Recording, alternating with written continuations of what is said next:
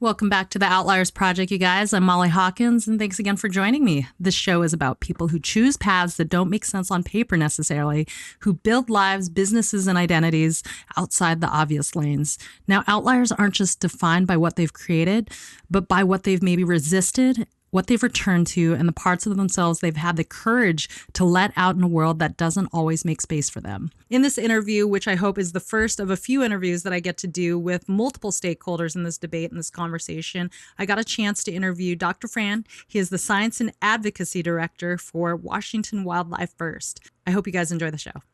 So in today's episode, I'm talking about one of my personal favorite subjects, wolves.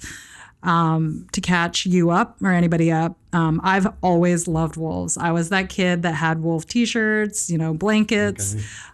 I studied dogs as well. I had dog books that when I was a kid I used to study. And I learned about obscure breeds, but I never really knew about wolves quite to the extent that I've had the opportunity to kind of dive in recent months. So in recent years, in particular recent months, I've seen a lot of headlines about wolves, hunters, ranchers, and I've learned how politicized this topic is, and I had no idea. I just thought it was just cranky people from different, sectors that were kind of just, making a stink. It does seem like that sometimes. It does, especially when you see a social media feed now of someone on any side. It's very polarizing, and for me personally, every side is kind of it's very polarizing, and I try not to, and how my brain works, I know that I can't just believe what I'm seeing or hearing on that, post. But recently I read this book called American Wolf by Nate Blakesley.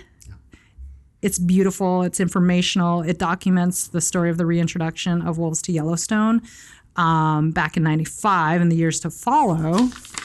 And I learned about how reintroducing wolves, a keystone species, as I learned they're called, in an ecosystem, can have profound effects on the environment. So I went down that rabbit hole, and everything from this myth about how the alpha works, or even that it even exists within a wolf pack, all of these things. It was mind blowing, and it made me so sad.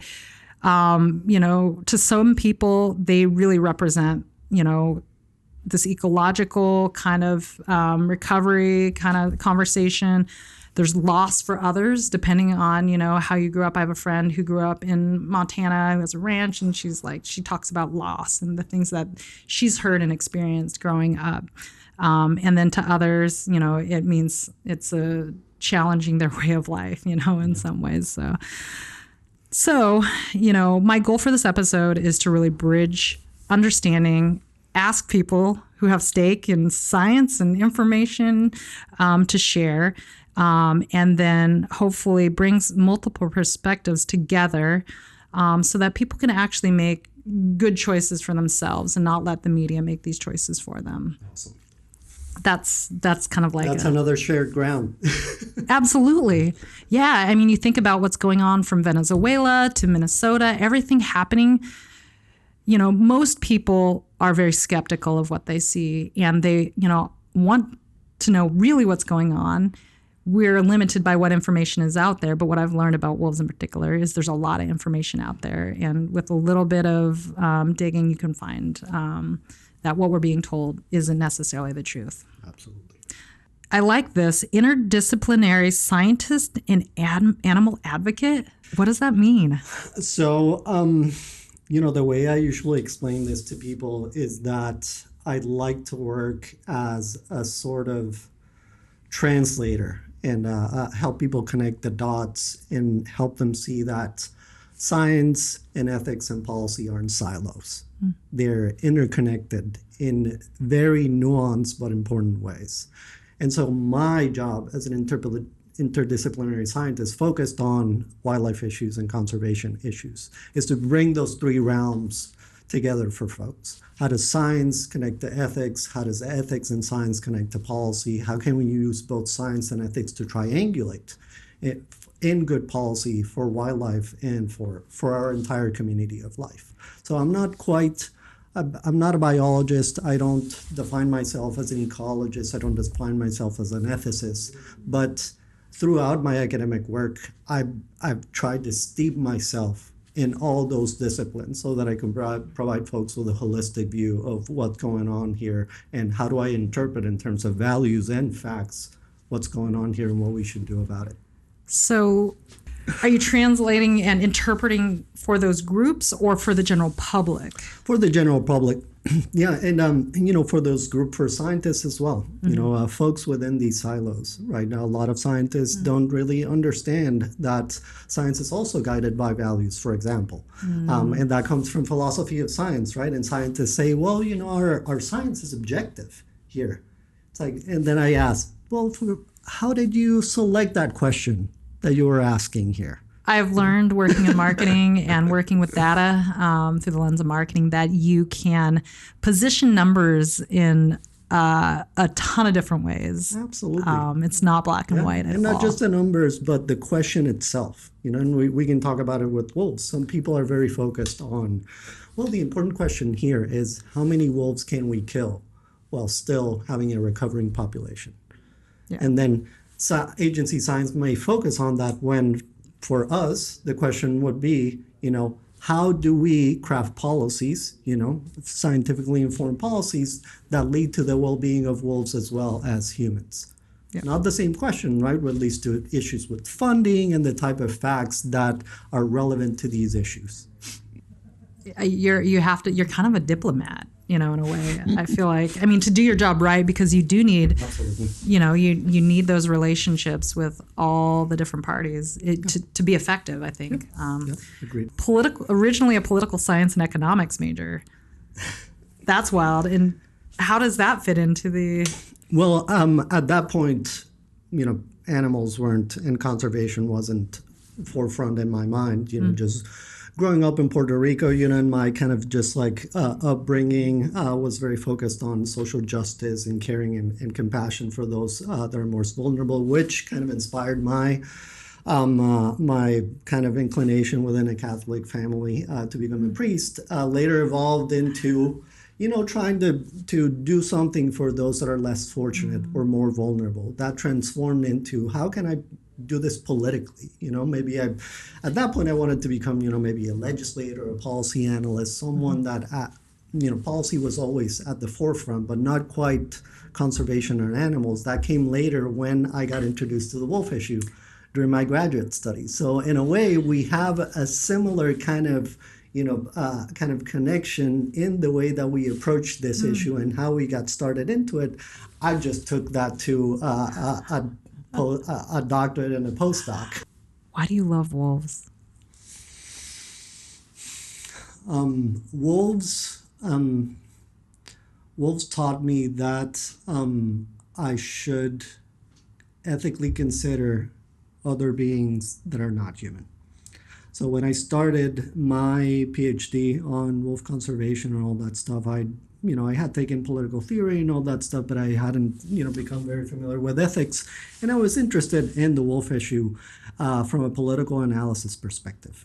I was all about wolves as natural resource controversy, and, I need to, analyze the different constituencies involved in this debate, wildlife management debate and all that stuff. And, when I started and I said I'm going to focus on wolf policy, I said I need to know more about wolves. And as soon as I picked up a book about wolves, it was The Hidden Life of Wolves by Jim and Jamie Dutcher, who are I forget they're from Idaho, but that book, and how it described wolves and the capabilities that wolves had, that they love each other, how much they care about each other, that made me an animal advocate. Wolves made me an animal advocate, and in fact, I don't, I try to minimize my harm to animals, all animals. So wolves were just like, they just were this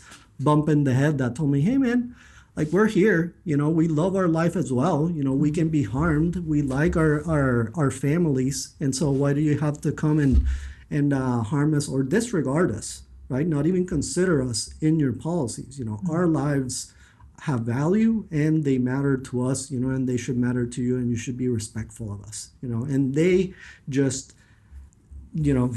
open my mind to the rest of the autonomy and the agency and the relationships in all of non-human life. Yeah, I learned a lot about wolf family structure, and I didn't realize that they just mated, with one partner at a time, and they for life if they don't die. And they have this beautiful community framework and just this dynamic that is like, I envy it. I grew up in a really big family, and community was a huge part of a small town, and I miss that. I've grieved that in, adulthood, and, I've tried to replicate in a number of ways. But now in my 40s, I sit here and I'm thinking about like what I want for myself and a future, and reading about these wolves, I've been watching all these crazy documentaries and videos, and I'm just like, that's kind of what we want for ourselves as humans, and what we're lacking, what we're missing. And I think they're a lot more like humans, than I even thought. In so many ways, we're so much like wolves. Yeah, I think there's a lot of fundamental differences, and I would say that even fundamental similarities, right? But I would say that even the differences are important, right? And that they should be highlighted, right? We take differences into account all the time when we talk about our relationship to other humans, right? Who we are, what we like, our inclinations, all of that is critical to how we relate to other humans. Why wouldn't it be? Yeah, it was interesting just looking at the different leadership styles of the different alpha females, and they are unique animals. Yeah, it was wild. Yeah. And then the way they describe the personalities of each of the pups. Okay, can you help me with this word? Anthropomorphize. Anthropomorphize. I will try that one later. Practice it. No, I was reading American Wolf, and I wonder, a question I have for you, this wasn't on the agenda, like was Nate anthropomorphizing wolves to pull heartstrings to get? I mean, I cried at least a dozen times each time I've read this. But anthropomorphizing is kind of one of my pet peeves, because the fact that we share qualities doesn't mean that we're making them seem more human. We share these. We share this. I'm not I'm not making you more me because we share something. No, this is a shared quality, all of this stuff. So you're not anthropomorphizing anyone. You're being explicit and candid about the internal emotional, cognitive qualities that these beings have that they share with humans. And that's what science tells us as well. Yeah, think about thinking about what a keystone species or apex predators. I've heard people kind of try to say, we're the apex, we're the predator, we're the top of the food chain, all this stuff. And I mean, what I would agree with is that, yes, we are the most intelligent, cognitive, capable beings on this planet that have weaponized our intelligence and, got very greedy and taken more land and resources than we need or deserve. But I think being the most intelligent, cognitive species, it's our responsibility to care for those that we are aware of. All of these things we've talked about. I look at how I understand, like, even the wolves have reverence and boundaries for the land, territory, manage and respect territory to a degree, and even share their kills in some cases. Maybe not. Well, with their family. With their family, yeah, and even some of the fights or skirmishes, having empathy, or, I think I watched a couple documentaries where, there were some fights where they basically let their rival packs, because they were like, well, okay, Exactly. We had our conversation. Didn't go how we both wanted, but you can go your way. Yeah, there's restraint, right? Yeah. There's a sense of restraint. Yes. That's it. Why did he need to do all this stuff? Yeah. Why did but we don't need to. Exactly. That is the thing. You don't need to kill for recreation. You don't need to appropriate land for an industry that is so ecologically harmful either. And to the extent that as a society, we avoid having those conversations, we're not going to move past that status quo that we know is harmful. Well, and the difference is we know we don't need any more resources. We don't need to kill wolves to eat. They kill responsibly with restraint what they need, right? And we're doing it for recreation or because when it comes to ranching, I did my PhD in Wisconsin at the University of Wisconsin-Madison. The Ojibwe tribes in Wisconsin consider wolves their brother, their relatives, and not just in a metaphorical way. No, they are our relatives, and so their reservations are wolf sanctuaries. When it comes to conflicts, especially if you take a look at the Bad River tribe in Wisconsin, doesn't have a wolf management plan. They have a wolf relationship plan with their kin. That avoids any type of conflict, and that mentions that any predation of domestic animals by wolf should be taken as and restraint and lethal methods for that is reciprocity for all the wolf brings for the environment. Why can't we have something with that level of restraint, consideration, respect, and reciprocity? Someone tell me what is wrong with that approach. Wolf relationship program. I like that. That's beautiful. That's the dream. That's the goal. I know. So what's next for wolves? What's next for wolves? What's on the docket? We are going to be pushing hard against this wolf downlisting bill here, HB 1311 in the legislature, and that's coming up for a hearing in the House Agriculture Committee next week. That's for Washington State. For Washington State. Folks should stay tuned on that, right? And of course, they can go to our website and stuff like that if they want more information.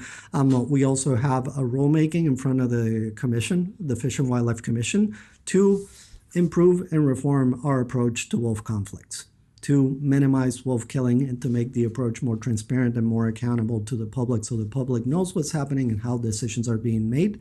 If we'd be happy to forward that to anyone, and that's in front of the commission, so they would need to contact the commission and commissioners to support that the commission take that up and make a decision on that.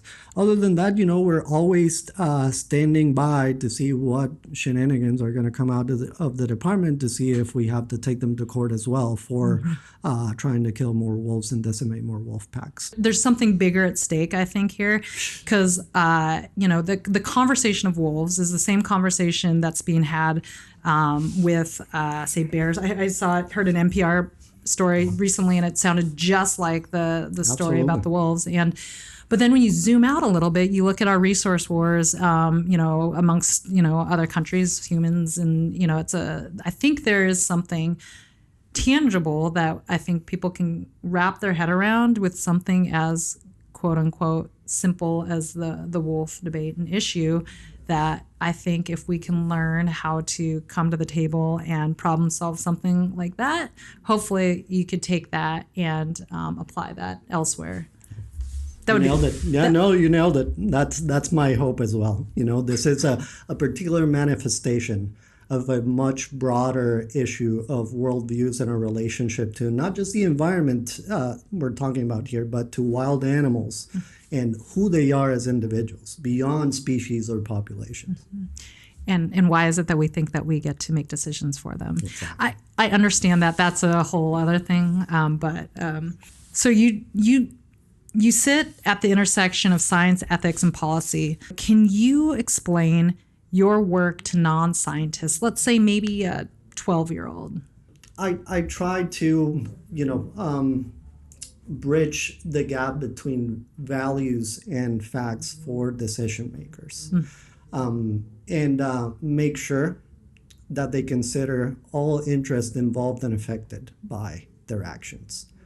Most crucially, the interests of wild animals, who are the ones that are most usually dismissed. And so my work takes account of who animals are and how do we craft policies that promote their well-being alongside the well-being of all of us as a community of life. So to understand who the animals are, is that biological research, their behavioral patterns, their, Absolutely. Biological, so ethology, the study of animal behavior, it's informed by evolutionary ecology, cognitive psychology, right? Everything that kind of provides us with a view that connects us to animals, because we are animals, right? So we need to understand to an extent what are the connections that we have with all these other beings, and how does that translate into policy in the sense of why do we think that has a say in how much we consider them or not? Yeah, and that body of work and that learning probably has, in the most recent years or the last decades, probably provide a lot of new information that should truly inform policy, right? Exactly. And that we're seeing that it isn't because agencies are just not integrating it into their policies and plans, unfortunately. Well, and you spoke to how you're there, in front of the decision makers to speak for the animals who don't have voices because, they have hunters and ranchers. They're, advocating for their interest, right? And I understand that. So you're there to speak for the animals, but you're not just there.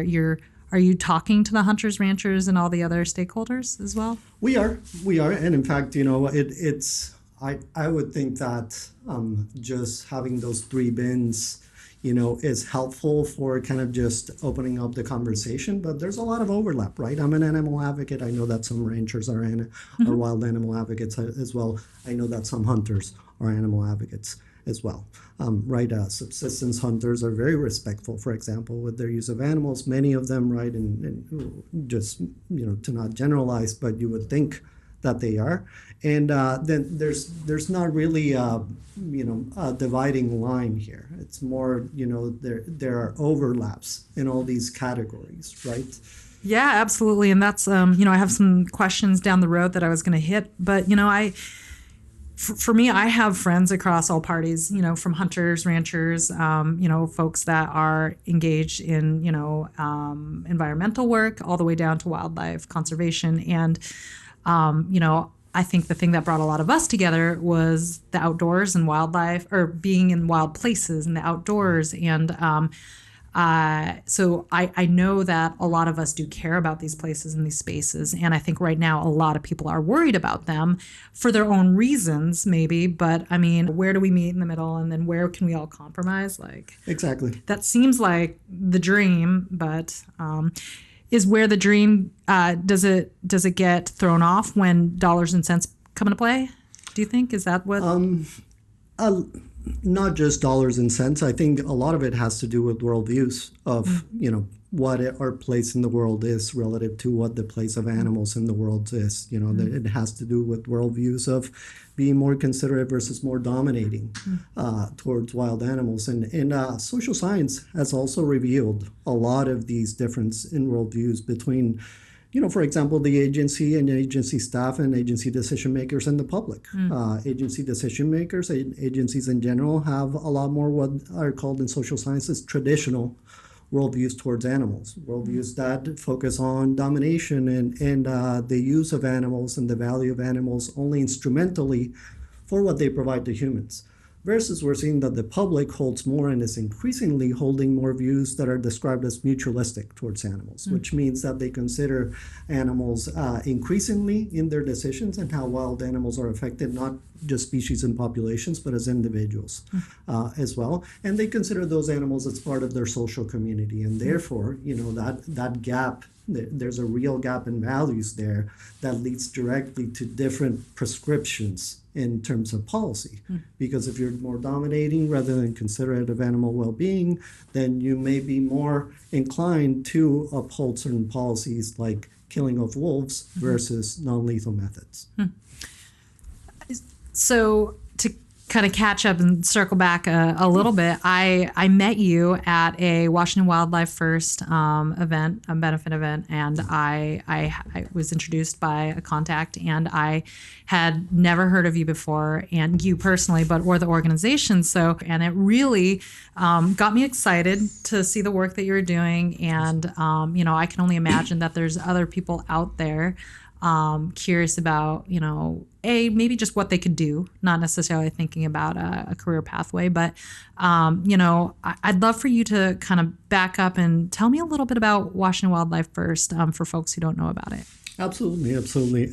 We are a wildlife advocacy organization focused on fixing how wildlife decisions get made here in Washington at the state level. So we're focused exclusively on state level policy, not just wolves, but general wildlife policy, mostly through and with the Washington Department of Fish and Wildlife, but we also engage legislatively and we engage in the courts as well. In fact, we just ended a lawsuit against the department for wanting to kill a wolf pack in the past couple of months. So our concerns go beyond traditional conservation concerns, first of all. So when you see traditional conservation organizations, you might say, they care about species, about populations, about ecosystems, but that's where they draw the line. And they don't speak about animal well-being or the interest of animals as individuals or families.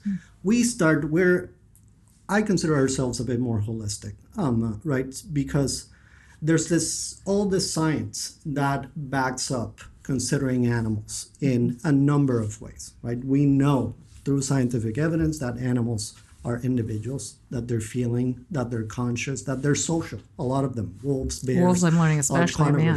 Extremely social. Yeah. That means that they have autonomy, that they have their own goals in life and their own relationship that they care and value. And all of that we take into account because there is science about all of that. So right now the conversation is, as long as species and populations are recovered, then we don't have to even address the issue that we know that wild animals are valuable because for themselves, not for us, for themselves, right? And that's what a big part of what we're trying to change, because that conditions our entire relationship to not just wolves, but everyone else on the planet and each other, right? A lot of this, in fact, and you look at the literature on social science, on anthropology, even on psychology, a lot of this expands from animals to humans as well, in the sense of, you might be dismissed because you're different in a way. Yeah. And so that difference might not be ethically relevant, but I'm going to make it so. Just because you can do doesn't mean you should. We haven't even gotten to the science stuff, but I think about oh my gosh, learning about what the whole study and what happened in Yellowstone and, the coexistence aspect. We fucking decimated Yellowstone by eradicating a species. And now that we've reintroduced them, to see, the wildlife, other species, and the ecosystem, the rivers, the willow, all of that kind of revitalized. It's wild. Even just thinking man, if we did that, across the country and adopted that entire mindset. Obviously, it's different because now there are more humans in the world. We've populated, and you know what? We have to look at it differently. But again, it's nobody's asking the question. No one's considering it. Right? Exactly. We need to have the debate, and a lot of the debate is more ethical than scientific. Mm-hmm. So, in plain English, on an average day, are you just calling and knocking on doors and saying, hey, talk to me, listen to me, here's the science? What do you do? I'm just curious. In a way, not in that sense, but I'm usually crafting documents that distill all these scientific and ethical arguments for folks for a variety of species. So not just wolves, bears, cougars, beavers, you name it, even kind of ring-necked pheasants that the department here breeds so that people can hunt them, even though they're non-native, all that kind of stuff. We try to distill all of this information for folks to know, because by and large, folks assume that if you're part of, that department, then you're doing a good job. And the department is doing a good job because that's the mandate of the department. And when you look at it a lot more closely, people are pretty appalled about what the department allows to happen to wild animals. Yeah, I have empathy for anyone in any position like that, because I'm nobody, and my day job, I'm constantly struggling to just keep up with my day-to-day work, let alone all of the different things I owe different people or stakeholders. I can imagine when you get to that level of politics, you have so many people to please, so many things that are just urgent. Yeah, right. And so, I would like to imagine that maybe there's some situations where they just don't have the time, resources, and unfortunately, wolves or animal wildlife are just displaced or are issues. Well, absolutely, we can't cover all the issues. If we wanted to, we would. There's something to say about so many species. Yeah. And we have to be strategic on the ones we choose to highlight systemic issues, because in all our different translation of these issues, we point out the fact that this is a systemic, institutionalized issue here. It's not just wolf policy is bad, bear policy is bad, beaver policy is bad. When you look at everything, there's really, we need to focus on revamping and reforming our entire approach to wildlife policy. So the big question, I have two questions. They kind of dovetail. How do you feel about hunting? Depends on the hunt, on the type of hunting. Right? There's a lot of conversation about, well, is this anti-hunting? Hunting isn't hunting. Recreational hunting, trophy hunting is not subsistence hunting, right? Subsistence hunting, I have no problem with, right? Because I consider that, folks are engaging in it, with it in a respectful way to the extent that, their culture and their worldviews allow for it, but also, with the motivation that this is something that they're engaging with, that they're taking the life of an animal, and respecting that life and, for their subsistence. Now, there are questions about what's subsistence and what's not here, but, getting there, it's almost like a dead end without getting to the individual That level, said, there's such a big, it's clear the difference between subsistence and, say, big game and, like, trophy hunting, right? So trophy hunting, the fact that you're going out there, and even if you get a spiritual benefit from going out there and killing an animal, that animal's claim to life, I would always put above anyone's claim to recreation for in killing that animal.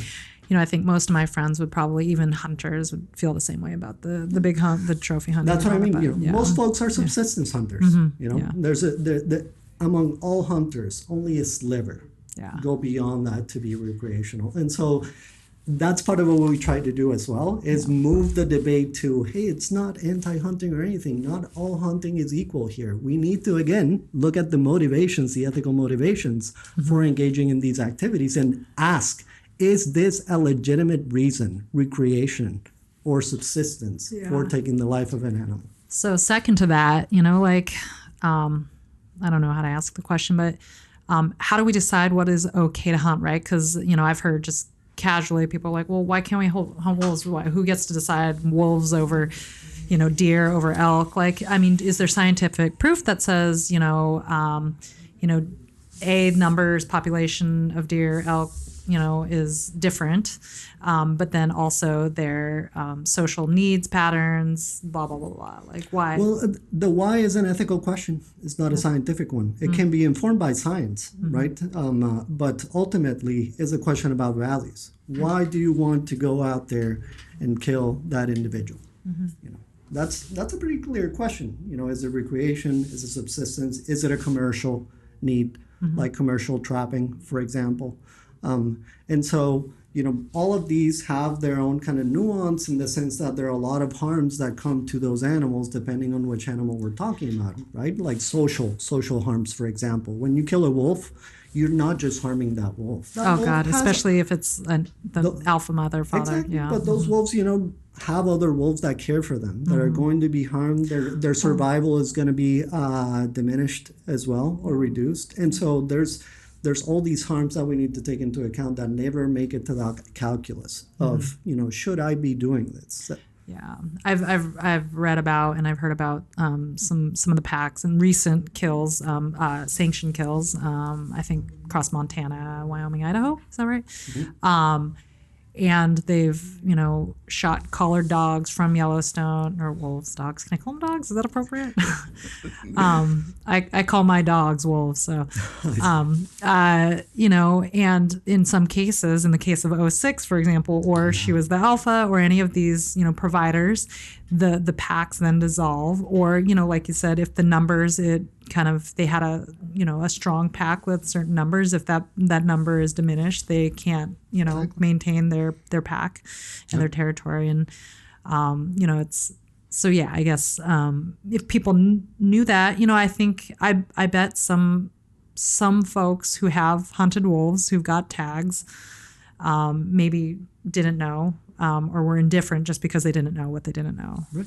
Yeah, I would like to think so. I'd like to think that there's room for anyone to have an emotional reaction to knowing who wolves are as individuals, and who wolves actually are, rather than just the wolf as a symbol, which kind of depersonalizes the whole image. Oh man, I'm rereading American Wolf again right now, and I still, the first time I didn't finish it, and I'm going back before. I just cannot bring myself. I'm right before spoiler alert. 06. Clearly, 754 just died. He crossed over, I think. Right. But I saw something online about. Turnbull is like this guy that they kind of talk about. He's like this local longtime hunter in Crandall, like right across the border. And I know what's going to happen. And but even he had reverence and appreciation when he found out which wolf it was, and the way his words and the way he described the whole thing. It was like, oh man, I think had he known, who knows, maybe he would have understanding what the implications of that kill. Exactly. So those were two questions I was curious about. And then, the ranchers, the farmers, they have this idea that they have ownership over public lands because the government gave them permission to use public land as grazing land for their large herds. But they're the ones really lobbying for and have probably the biggest financial stake, it would seem, in this whole scenario. And so how do you feel about ranching and kind of that perspective? Is that a realistic scenario that we can navigate, competing for that land? I think it's a very realistic kind of conflict to navigate. Most wolf packs are not involved in conflicts. This is, if you look at the media, you would think that, oh my God, wolves are just decimating cattle herds and producers left and right. Yeah, and I even thought, I was like, before I started really reading into it, like I felt bad. I'm like, oh, I get it. I understand. I'm sorry, Right, exactly. And so, overall, less than 1% of predation on cattle is attributable to wolves. Yeah, I read it's more disease or conditions, weather, pregnancy-related issues, much more numerous. 1%, even bears and other species too. And much, all these other issues, weather, calving-related losses, etc., much more numerous and impactful for producers. Part of the issue here is that this is an industry with a lot of problems already in terms of sustainability, both kind of, operationally and ecologically. And we all know this. And so for some producers, I can understand how the addition of this one element to 1% can matter, right? Exactly.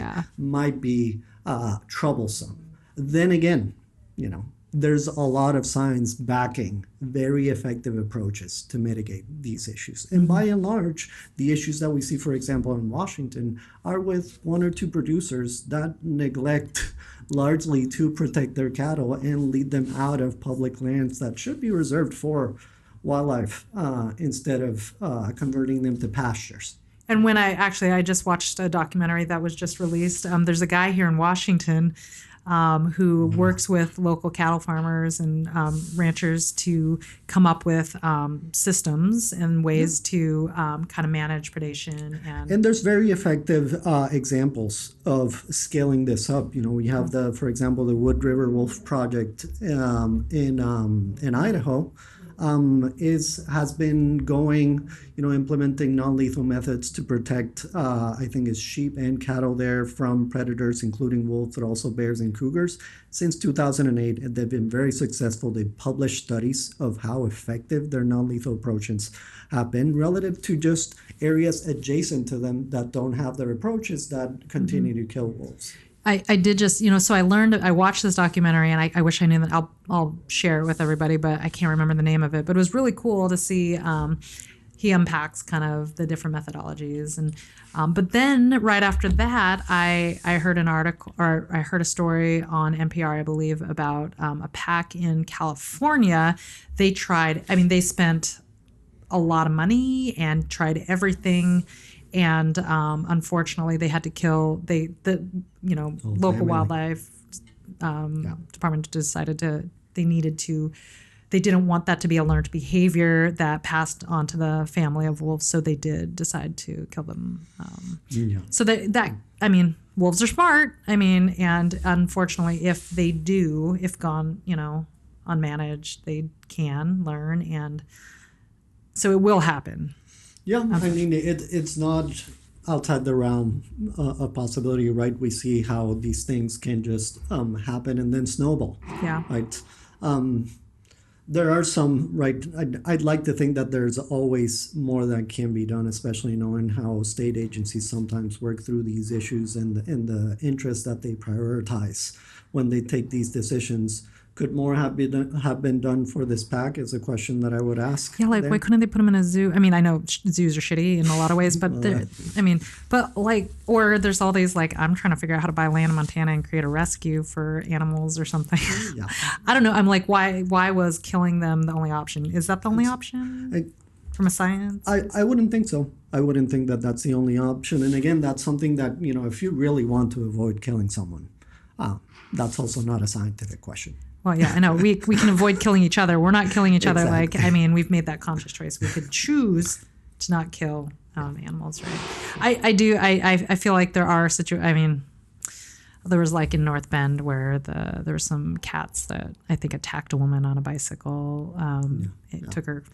Yeah, of course, in defense of self and others, lethal alternative has to be an option. Yeah, but in terms of overall management strategy, though, that doesn't. Yeah. It has to be a last resort. It has to be well documented. It has to be robustly argued for scientifically and ethically, so that you have a clear public record of why you're taking this particular harmful decision against these beings. And right now, because we don't consider them as beings with their own value, we just dismiss the whole thing. As long as the population is fine, then there's no other problem here. There's nothing to see here. And that's a huge concern. And that's what we saw recently with the latest lawsuit that we filed against the department for trying to kill another member of the Sherman Wolf Pack. This was a pack that last year started the year with 5 adults. By the time, through poaching, a producer killing another one, and the department killing another one, by August, they had 2. By September, they had only 2 females caring for 4 to 6 pups. And the department wanted to kill another one of those 2 females. And they can't breed with their pups, right. So they're basically done. Well, there's adjacent packs, but this particular pack, if you had killed one of those 2 remaining females, one female caring for 6 pups, that's not gonna. That hardly happens, Maybe if she's 06, I know, and she would be able to provide for herself. Yeah, exactly. But the likelihood here is that pack is going to be destroyed at a point where our wolves are declining in the state, and our breeding pairs dropped 25% last year. So, it's wild. Like that's the thing. Like if I were to consider, okay, we need to manage the pack. Like, okay, let's talk about, okay, what are the genders and who are they? Like, I mean, if it came down to having to like, okay, we need to manage them. Like you would hope that you could. Yeah. Not that picking which one you're going to kill or move or whatever is a fun conversation, but and this conversation is assuming that lethal methods actually work. That there is even one study that says that lethal methods actually work, which there isn't. Yeah. So the fact. Well, I mean, wait. When you say that, it's like, well, if you kill them, they can't come back to do anything, right? That's the intuitive. That's why lethal methods are so intuitive. Well, they're not going to come back, but you increase the likelihood that one of them is going to come back because you're disrupting the entire pack structure. Wolves hunt cooperatively. Yeah. When you harm their ability to harm wild prey cooperatively, and you put naive domestic prey right there available to them, then, I'd rather go for a cow, maybe than, a deer that's going to kick me and maybe or a mule deer that's going to break my jaw. That said, there's also science that says that even when domestic animals are around, wolves select for wild prey. Oh, yeah. Even when domestic animals are around. So we're not giving wolves any credit here also, and that's part of the rhetoric that, anti-wolf folks want to promote. It's the fact that, these wolves are, inevitably going to go for the easiest prey. It's like, no. Let's just look at the data here, and see where we're going. So when you talk about, I just kind of wanted to talk about how Yellowstone reshaped the entire ecosystem, specifically the elk behavior, because this does, a lot of my friends who are hunters might care about this. So, in the 20s, we made a very asserted, systematic effort to eradicate wolves. It was 20s, right? Well, it was since, with the colonizing of the Western U.S., it just ended around 1930 because there weren't any more wolves at that point. Okay. So then we had, a golden era for hunters because they had this superficial surplus. And ranchers, right, because, we had undulate numbers through the roof. And so for so many people, that was the baseline. And so for them and a lot of people not knowing the history of what happened, they might have seen that reintroduction as like, whoa, you're taking away my way of life, and generations of way of life, right? Can you talk a little bit about that for folks who are unaware of because that's such an important study, I think. Well, I mean, there's actually, very recent and ongoing academic debate about the magnitude and the kind of spatial scale of the ecological impact that wolves had in Yellowstone. And there are basically two camps here, and I'm not going to go over names and all that stuff because I don't want to just get into it. But in a way, it's not, I want to say that wolves had some impact in reshaping the landscape is not in question. It's the level and significance of that impact, how that impact is distributed, what conditions may have influenced that impact in some areas of the park and others, right? So there is some of that going on. There's a bit of a debate over what the extent is.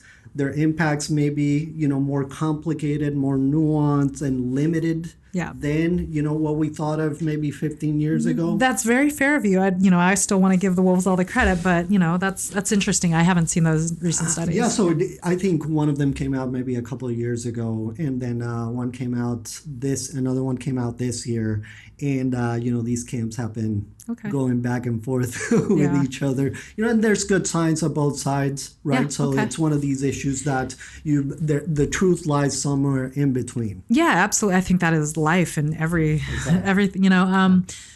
but there is science that does support. And I can imagine that, as with anything, there were a lot of things going on in the world, in that era from 95 to, And there's so many ecological changes that you would need to account for, with a discipline like ecology where everything's changing and you don't have control over everything. So just getting a control for your treatment, is almost impossible. Now, the takeaway that I would think everyone in that debate would agree with is that it is better to have healthy carnivore populations than undermine that health or exterminate them.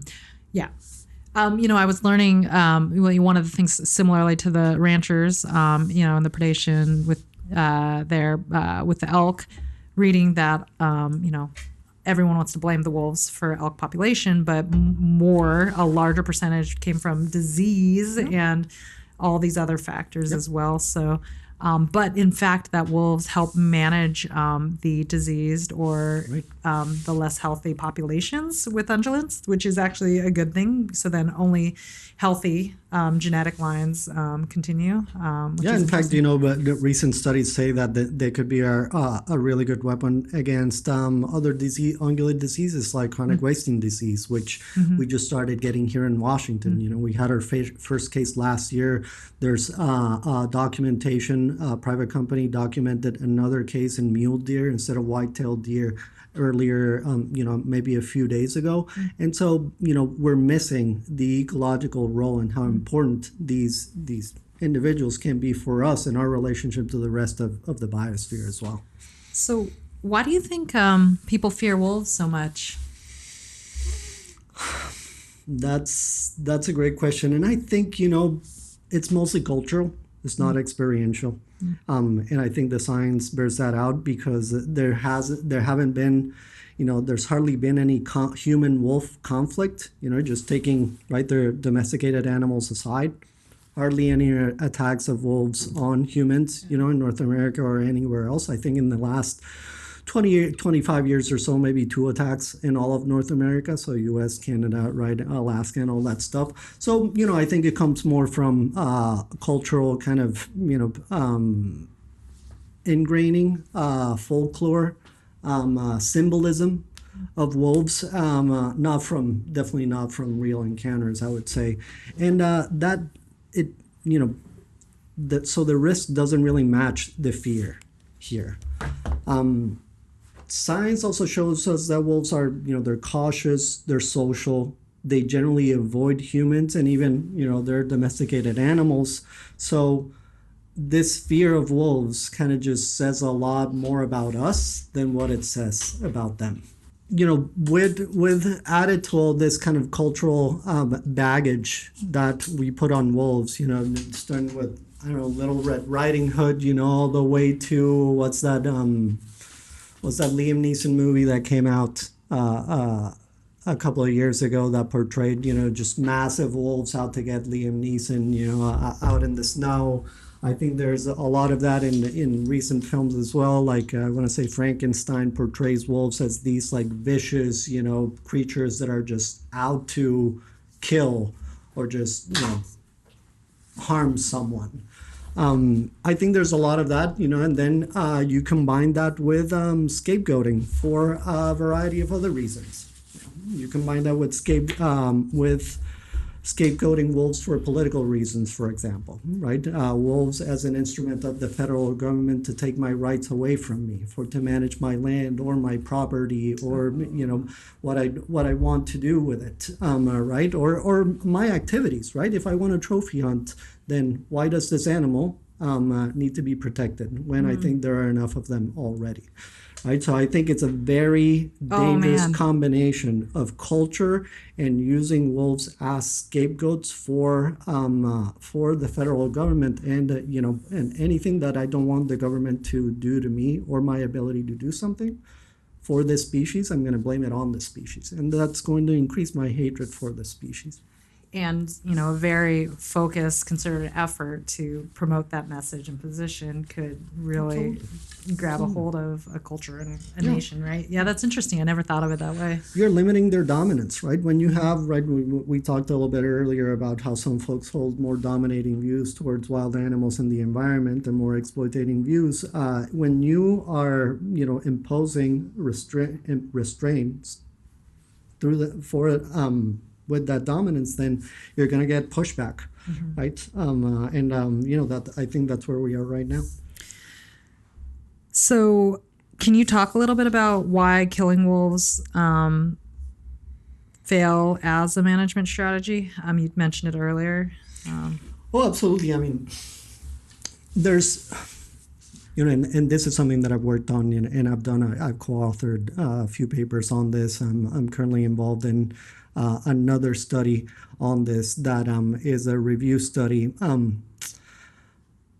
Basically, wolves, killing wolves, and it breaks their social system. Well, a wolf pack is a family, right? You have your breeding pair, you have your pups, you may have, young kind of, or wolves from prior litter, right, that have stuck around, and you're hanging out with, different generations there. Well, removing, everyone in that family has a particular role or job, helps do something. Wolves do everything cooperatively. They hunt cooperatively. They rear pups cooperatively. They defend their territory cooperatively. And so any family member that you take out of that equation is going to have an impact on the remaining members. When it comes to killing wolves, in response to conflict, for example, depending on who you kill, you might have a different impact. But when we're talking about packs of, maybe 4 individuals, maybe sometimes just 2 adults and their pups, any single adult in those families matter.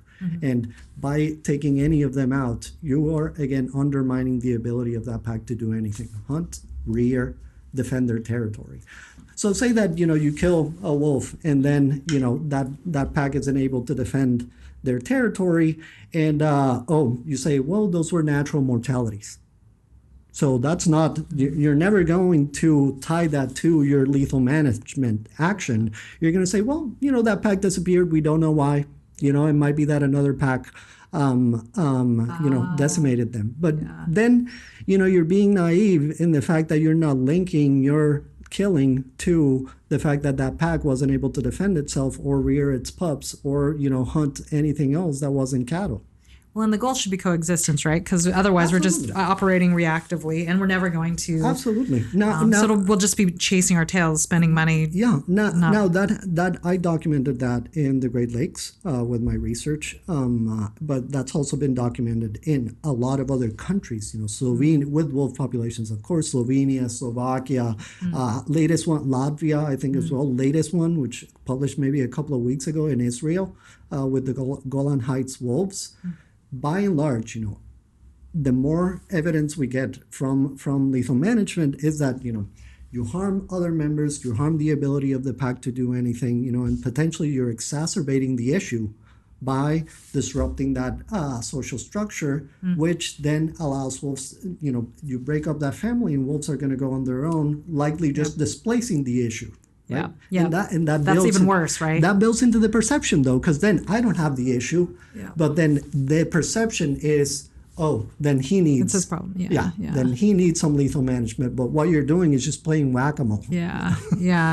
Because packs tend to have their, if left to their devices, they have their territories. Yeah. And if they are left, they tend to stay within them, right? Exactly. They might venture, but they kind of come back. If, say, there's a scenario where their territory happens to be within, let's say a rancher's property or where they're grazing land, you're saying instead of killing one or some and then having them disperse and becoming a bigger problem, spend the time to figure out management solutions within that ecosystem that protects both parties. Often what we see is that, cattle are out there completely unsupervised. Yeah, I know. And so you expect wolves to just be like, oh, okay, don't worry about it. You blame the wolves, right? And you're on public land, so essentially it's another subsidy for that industry because you are turning public land with taxpayer money into grazing land for cattle. And that's where I'm like, we should get to choose how we manage that issue, right? Yeah. And why do we not have a seat at that table? Well, I mean, they don't want you to know that that's what's happening. It's part of the problem. So there was the House Bill 845 that passed, and now it's in the Senate. and I think it hasn't gone to vote yet, to delist wolves federally, which I think will make it easier for the states to do whatever the hell they want, right? Yeah, so it reverts management back to the states. That is already the case for the Northern Rockies segment. So, Idaho, Montana, Wyoming, the eastern third of Washington, where wolves are delisted there as well. And so the state has management over those. But then, if that bill passes, then that would cover the western two-thirds of Washington, Oregon, wolves in California as well, nationally. Basically. And do we have any say in this? Well, to the extent that you should contact your senator and let him know that, you oppose this this bill for a variety of scientific reasons, right? But, it's like our tax dollars are going, you would think this would be something we get to vote on. I know that's not how it works, but why? Well, their argument would be is that it's too technical for you to understand. Well, I mean, I'm not a PhD. I certainly didn't get a wildlife conservation degree. Well, that's not my argument. I would have people vote for it because I think people want a different relationship to wildlife. That would and we know that most people, social science tells us that most people want a different relationship to wildlife. Generally, when it comes to wolves, we know that nationally, most people, even people that identify, with whatever party, they support strict protections for wolves, regardless of that. In Washington, we know that, for example, only 1 out of, I think, 4 people agree with killing wolves on public land on behalf of ranchers that don't take care of their animals. So by and large, people don't want reduced protections for wolves. They want strict protections, and they want to mitigate lethal management.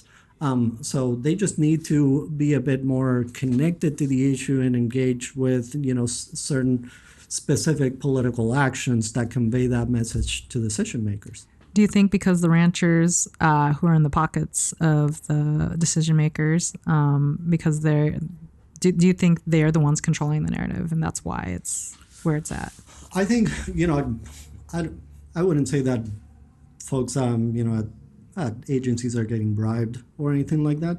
I think there is a common understanding when it comes to worldviews, and I think I think there's a priority, they prioritize basically the operations and, the pleasing constituent, human constituent, over their responsibility to protect, preserve, and manage wildlife in the state. Okay, so here's another curveball. Maybe not. I consider you an advocate, stakeholder in the conversation. I think we're all stakeholders. But where do advocates sometimes, I guess, overreach emotionally? Now, this is a tough one because it's like, is there such thing as overreaching emotionally to protect? I thought about that as well.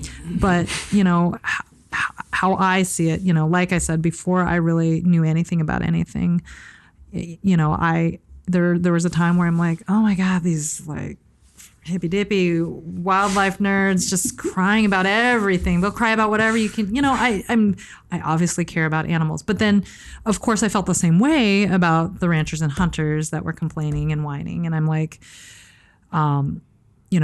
but I'm curious in response to that question, do you think there is a better way or is it we literally need to kick and scream and knock down doors to get someone's attention? I mean, is there a better way? I think there's a time and a place for that kind of stuff when things get urgent, but I also think that we sometimes talk past people without kind of who are just starting to learn. And so that puts them off the whole thing because we're just making it overly complicated right out of the gate. I want you to know absolutely every nuance about the issue because I know it, and it's making me so mad that I'm going to unload on you so hard that you're done. I made the trailer so long that you watch the whole movie and you're going home. And so, moral urgency can't replace explanation. Emotion can't replace explanation. And I think, sometimes, advocates are guilty of that. And, I think I'm guilty of that sometimes. I've written to other advocates to whom I've disagreed with on wolf policy that are advocates as well, and that I know are very good advocates. I take it personally sometimes, because I know that, what they are promoting is going to lead to wolves dying. Is going to lead to harm to wolves. And, sometimes I wonder, if I don't take it personal, who's going to take it personal? Because the wolves don't know that this is happening. But I also have to walk myself back from that, right? Because I need to, I need to call my compassion and try to, once again, kind of just explain this in a way that, that allows me to reach them. Now, I say this, and I'll say as well that, advocates sometimes focus far too much on the science. I think the fundamental issue here is ethical. Has to do with, we know who those beings are, and if we don't know, we have enough information to know, so why are we ignoring that? Who they are and what our right relationship towards them and our responsibility towards them should be. So I think we need more spaces for ethical deliberation on what we prioritize, who we prioritize or dismiss, and why, to actually avoid that overreach sometimes that we're all guilty of. Have you ever put a Venn diagram together? I have, but not on this. I was going to say, I'm seeing a really good Venn diagram right now. And there are efforts moving in this direction, right? I want to say that, they have their flaws as well. I think they're still anthropocentric and are focused on, human concerns rather than being more equitable with non-human life. But there are efforts that are moving in this direction, like, for example, the National Wolf Conversation. I am also a fellow at a think tank that focuses on wild animal well-being called PanWorks. And our executive director, William Lynn, was part of that conversation. He's an ethicist, and he was part of that effort of the National Wolf Conversation, which included hunters, ranchers, people from different identities coming together just to talk through, what's important to them and keep the channels of communication open. So there's a lot of people who have something to say, right? But at the end of the day, who should be making these decisions? Well, that's a great question because, part of our mission at Washington Wildlife First is agency reform of the Department of Fish and Wildlife, but also wildlife governance more generally, to make it more responsive to the broad concerns of the broad public, rather than what they generally do right now is that they limit their concerns by and large and prioritize certain special interests, traditional constituencies that they've had, for the past 30 years, right? Including ranching and hunting, but also, recreational fishing, commercial fishing, especially here in Washington with salmon and all that stuff, right? So right now, the current system that we have was built to respond only to a very limited set of extractive interests. Our mission, what we're trying to do is to broaden that. And we know that, the public is with us. And, in fact, we've done polling on the matter. Most Washingtonians believe that the department should be led by a commission. Our department is led by a commission that represents all Washingtonians. Right now, we have a commission where most individuals sitting there are hunters. Okay. So, of course, yeah. But I was going to ask, why can't we create some kind of a strike force, a commission that gives everybody a seat at the table? We can. That then has some body, individual or group, that then takes all those things into consideration and then makes decisions and policy based on a middle ground, and that is the charter. If you talk to any commissioner, Yeah. they'll tell you that that's what they're doing. That's what they're okay. But but what you consider the middle ground is influenced by who you are and where you're standing. Right. And so if 6 or 7 of you are hunters, then the middle ground. I know that felt very stupid to say that out loud, but it seems just very simple. Yeah, because that should be what we'd like to happen. And that's not what's happening. No. So we can't, as a voting population, say, hey, we want to change that commission and who. You could. In fact, we introduced a bill last year, 1685, here at the state, right? Because we're all about state wildlife policy. That would have reformed the governance structure of the department to make, because right now the commission hires and fires the director, which leads the department. Now, the commission is appointed by the governor, but once they're appointed, no one takes them out.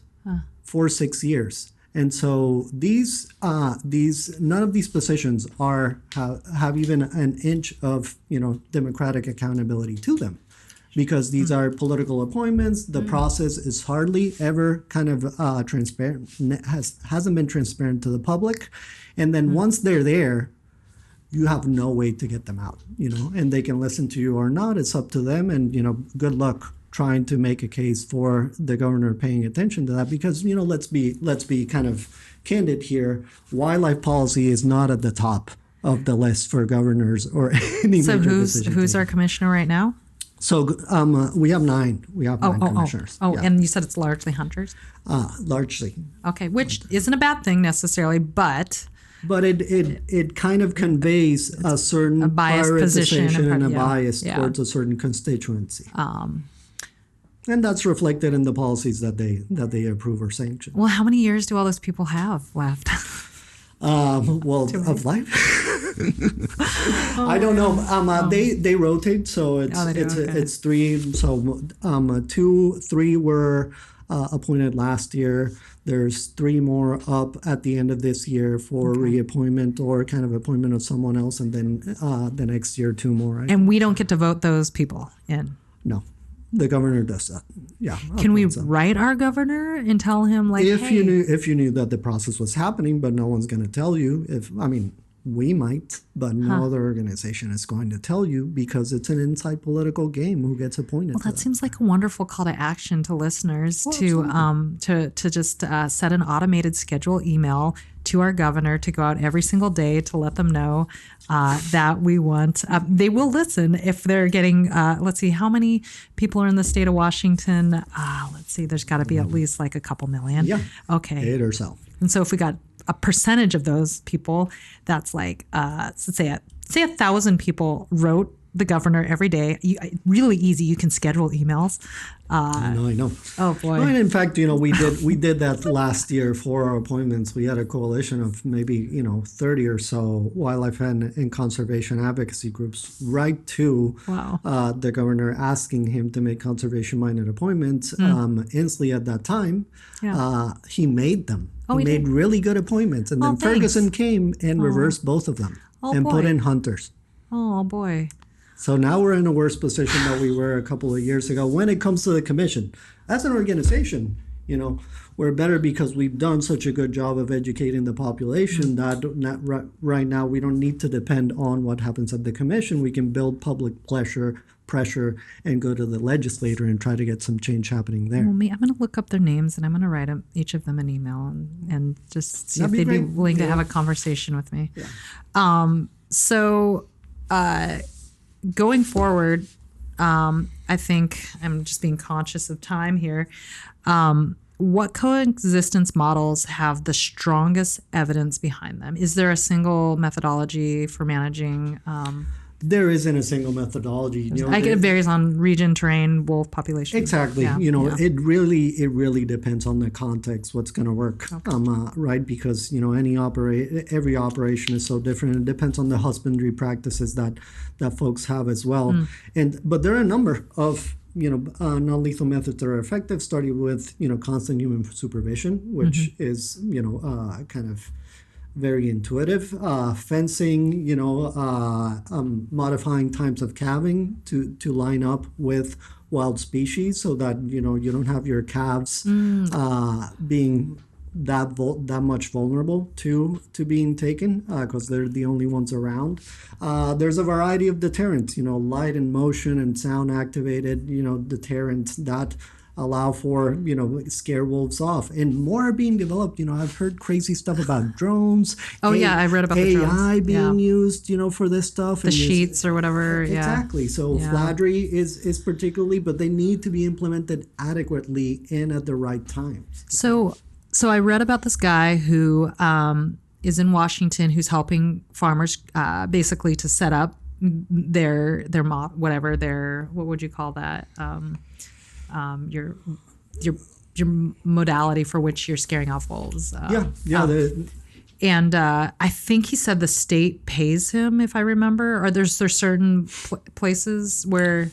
Yes, the state provides grants to some producers, and in this case to this individual to kind of build up a program for range riding. I think range riding, yeah, and I would imagine that they're probably studying and they're going to see the efficacy of his program and work. Why are you laughing? Oh my God, I think it's a great thing, right? Oh, absolutely. Absolutely. Coming from a scientific perspective, that's the data that I use to look at what I did in Michigan. And why are you laughing? Because none of these programs are systematically investigated, recorded, evaluated in any way. And the state is guilty of this as well. We've had wolves in Washington since 2008. So we've been implementing non-lethal and lethal measures for 17 or so years now. Let's say 12. But why hasn't it been adopted and introduced systematically? There's not one study evaluating the effectiveness of mitigation methods here. Funded by the department, not one. Well, can we fund, like, if we wanted, if say I had unlimited money and I'm like, hey friend, here's some money, let's build a study. Absolutely. In fact, if they only made that data available to the public, I would think there would be lines of graduate students interested in wolves that would be ready to jump on and evaluate it for them, but they don't make it available. Yeah, interesting. Well, so why is that? Why is that? If you're an agency in your science space, you want to know. You want the information, exactly. Regardless of the outcome, right? Why aren't you doing the due diligence here and instead are going with, okay, let's just kill wolves? So what policy shifts would meaningfully change the outcomes for everybody? Like, you imagine everybody's, let's just talk about, there's a lot of other stakeholders, but ranchers, hunters, and advocates. Like, I think, I don't know that these are things that they're going to like, but in a way, but I think it would be far more effective, right? And I think they would agree on this one, prioritizing prevention over reaction, right? Funding and policy needs to be structured to invest first and foremost on non-lethal methods. That's just something we've learned about our own mental health, about, work disputes, everything. It seems like that is something we preach every aspect of life. Why can't we apply it, right? Extrapolate it to relationships with other species. Another, clear and enforceable limits to killing. Oh, yeah. Lethal killing should be a last resort. And even then, it should be treated as, it should be questioned always and evaluated very carefully because it may still have social or ecological Much impacts. like with police killings, they have the shooting review board. It's like, why is there not a review board for, and maybe there is, I don't know to that extent. Yeah, well, they have a committee that a work group that analyzes, are lethal methods necessary here or recommended here, but by and large they dismiss a lot of the information that we just talked about ecological harms to social structure, harms to the individuals that are going to remain, and how that may impact their mortality, and all of that plays a role into what's going to happen. Now, I think there also needs to be important independent scientific review of the policies and plans that the department puts out there because, again, we know that agency staff has a certain bias here for a certain worldview and a certain way of doing things. And so to the extent that, we see, for example, comments on wolf management plans across the nation, comments by advocates, the science of non-lethal methods, the science of lethal methods being ineffective, the science of the well-being of these animals, you won't find it in wolf management plans. And I've commented on wolf management plans in Wisconsin, Minnesota, For Colorado's wolf reintroduction, Michigan, by and large, they dismiss any type of scientific evidence that would force them to consider those harms and that type of ineffectiveness. And so without independent scientific review of those processes, those plans and policies, we're going to keep getting this because, who is going to force the department, the executive, to do something different? What do you think, okay, outside of policy, is there anything that you think the general public, if you had one ask for the average person, general public, I had one ask. Yeah, what could we do to support? And, again, we're talking about wolves, but I think there's so much more at play here. When I think about the overlapping values of all of these people, stewardship, accountability, and, our wild spaces, right? Thinking about that, what is a call to action to everybody who cares about those things relative to this issue? I mean, the first one I think is paying attention, right? Because we know that folks don't want this, the state of things, that they're not in agreement with a lot of what we do to wildlife. We know because we've done the polling and there's a lot of social science evidence on this. What we need is for people to pay attention. In fact, I worked on a study that got published a couple of months ago, I want to say, with folks from Colorado State University that was evaluating, how much do people know about wildlife relative to their opinion on what the agency is doing, and is the agency doing a good job? Well, everyone was just like, I'd like to know, I like to think that I know a fair bit about wildlife, and I think the agency is doing a good job. And then you ask them all these questions, do you know that the agency is doing this and this and this? And they're like, oh my God, I don't. I had no idea, and I'm not in agreement with this. And that's by and large the response we get to our work. So pay attention to what's happening, not just federally with endangered species, but most wildlife is managed at the state level. If it's not a nationally endangered species, it is managed at the state level. And so don't focus so much on what's happening at the U.S. Fish and Wildlife Service. I'm not saying don't pay attention, because that's federal wildlife policy is very important. But again, most is dealt with at the state level. And to the extent that we just focus on one, we are losing control over what happens here, and they are counting on you not paying attention. They really are. They can, become more familiar with the department and how the department is governed, right? The fact that they have a commission, the fact that the commission lacks transparency and democratic accountability to the public, because, we know that folks, want the department to be responsive to the public instead of, specific special interests, right? And that's the Department of Fish and Wildlife. Department of Fish and Wildlife, Okay. right? And the Fish and Wildlife Commission. And finally, support groups doing long-term kind of structural work, systemic work for reform. Again, wolves are just one manifestation of a much broader systemic issue of, bad wildlife governance, that we need to get on top of. Do you have, any parting, if you were to, I'm going to talk to some hunters, and I have a rancher that hopefully will chat with me, but is there anything like questions or thoughts that you would, leave for them? Yeah, good question. Let's see.